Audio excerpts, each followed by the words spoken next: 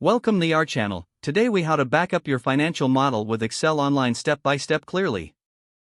Open your web browser and navigate to Excel Online. Log into your Microsoft account if prompted. Once logged in, locate and open the financial model you wish to back up. To create a backup, click on the File menu in the top left corner. From the drop-down, select Save As. Choose Download a copy from the options available.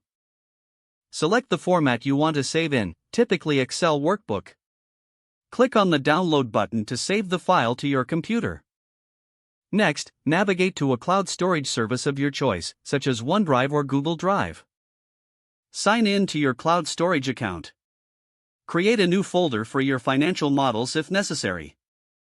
Open the folder and click the Upload button.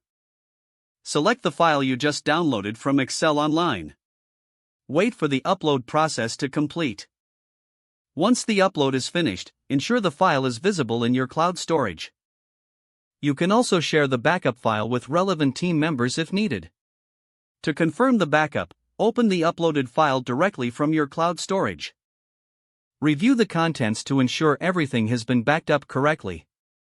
If any changes were made to the original file after downloading, repeat the backup process to ensure you have the latest version. Your financial model is now securely backed up in both Excel Online and your cloud storage. If the page does not load, refresh the browser or try again in a private or incognito window. Make sure you are using the correct email address, then retype it carefully to avoid small typos. If your password is not accepted, use the reset option and create a new strong password you can remember. Check your spam folder for verification or security emails, then complete any requested confirmation steps. Enable two-factor authentication if available to improve account security and reduce unauthorized access risk. After signing in, review your profile details so your contact information and settings are accurate and current. If you see an error message, note it down and try again after restarting your device and internet connection. Log out when you finish, especially on shared devices, to keep your account and payment information secure. If the page does not load, refresh the browser or try again in a private or incognito window.